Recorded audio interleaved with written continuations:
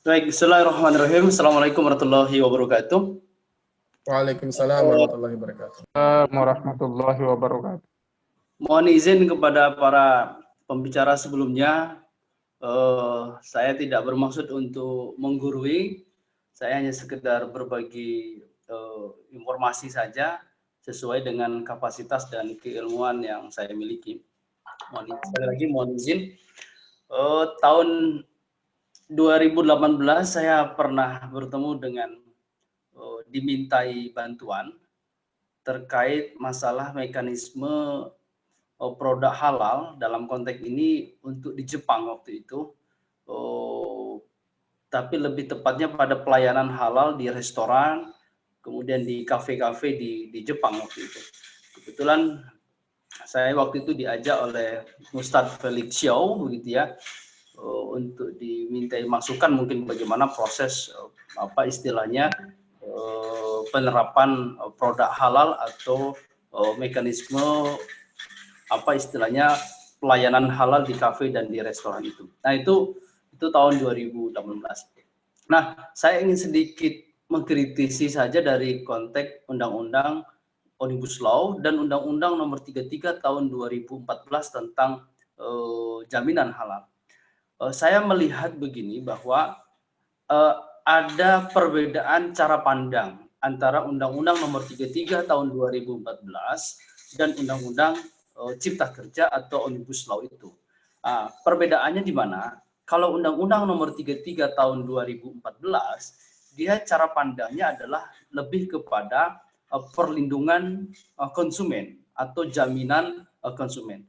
Nah, kalau dia bersifatnya perlindungan, tentu kalau perlindungan berarti dari mulai produk, dari mulai bahan, kemudian setelah bahan itu didapatkan, kemudian diproses, pada saat diproses itu tentu harus ada jaminan halal. Satu, bahannya harus halal, prosesnya pun harus halal. Yang ketiga, alat yang digunakan, gitu ya. Alat yang digunakan itu apakah alat yang memang steril, tidak terkena benda-benda yang dinyatakan misalkan najis atau kemudian haram, gitu ya, misalkan minyak babi, kemudian kotoran-kotoran, misalnya dan seterusnya. Kemudian setelah alatnya, kemudian pada saat packing, alat penggunaan packing wadahnya juga tentu dipastikan kehalalannya. Dan kemudian yang terakhir adalah produk penyebaran distribusinya. Nah, itu kalau cara pandang yang sifatnya adalah perlindungan atau jaminan terhadap konsumen, dalam hal ini adalah kaum muslimin. Nah, bagaimana terkait Omnibus Law? Omnibus Law saya melihat memadukan antara jaminan dan perizinan. Tetapi meskipun dia memadukan antara jaminan dan perizinan, tetapi lebih kentara pada perizinan. Di mana itu? Yaitu misalnya pada saat MUI diberikan waktu misalnya, kalau tidak salah 3 hari atau 5 hari, itu tidak mampu menerbitkan atau memfatwakan halal, begitu ya, maka dalam konteks ini otomatis BPJH itu dapat menerbitkan sendiri. Nah, begitu. Nah, dengan konteks frasa seperti itu, berarti dia lebih cenderung pada perizinan. Meskipun pada sebelumnya, pada pasal-pasal sebelumnya, itu juga memberikan perlindungan atau jaminan terhadap konsumen, dalam konteks ini adalah kaum muslimin. Tetapi dengan diberikan batasan waktu pada MUI tidak mampu memberikan fatwa itu, maka secara otomatis BPJH dapat menerbitkan sertifikat halal. Nah, di sini saya melihat adalah ada ketidakjelasan cara pandang yang dimuat di dalam Omnibus Law. Satu sisi ingin mempermudah, mempercepat, begitu ya, tetapi satu sisi juga ingin memberikan jaminan perlindungan terhadap konsumen, tetapi jaminan perlindungan konsumen ini akhirnya dikalahkan dengan mekanisme perizinan yang semestinya yang diharuskan untuk cepat selesai itu. Nah, oleh karena itu saya melihat begini, Omnibus Law itu awal mulanya adalah dibentuk, disusun, ya, diterbitkan, gitu ya, untuk mempercepat proses investasi dan perizinan. Nah, tetapi undang-undang ini akan berbenturan dengan undang-undang perlindungan konsumen, akan sangat berbenturan dengan undang-undang itu. Kenapa? Karena di Undang-Undang Konsumen, di Undang-Undang Perlindungan Konsumen itu sangat jelas ya, terkait jaminan produk itu harus sesuai dengan standar yang kemudian sudah ditetapkan.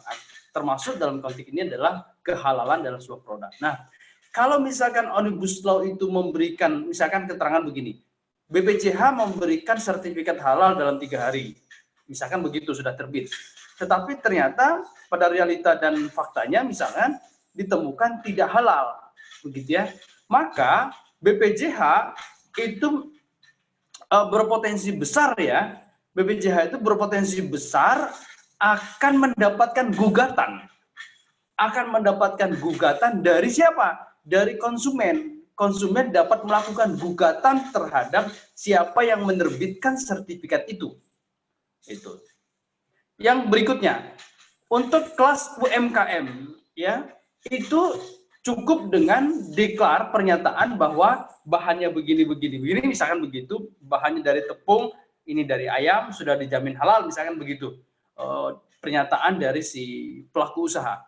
Maka dengan begitu, kalau berdasarkan Omnibus Law itu sudah terbit. Nah, kalau suatu saat ditemukan, misalkan begitu ya, ditemukan produk itu tidak halal, maka yang menerbitkan sertifikat itu dapat digugat, ya, dapat dituntut, dapat digugat ya dalam konteks ini baik secara di pengadilan, secara perdata ataupun kemudian secara pidana. Nah, inilah yang kemudian saya pikir perlu diperhatikan pada Undang-Undang Omnibus Law. Yang terakhir adalah Omnibus Law itu dia lebih mengedepankan sanksi administratif. Sementara di Undang-Undang Nomor 33 Tahun 2014 tentang jaminan halal, di situ juga dijelaskan sanksi berupa denda ataupun juga berupa pidana. Nah, tetapi di Omnibus Law lebih mengedepankan sanksi administratif, tetapi pendekatan pidana dan dendanya itu sebagian kemudian besar dihilangkan dalam konteks jaminan halal ini. Nah, demikian saya pikir penjelasan singkat saya, dikarenakan sebentar lagi sudah mau asar. Terima kasih. Assalamualaikum warahmatullahi wabarakatuh.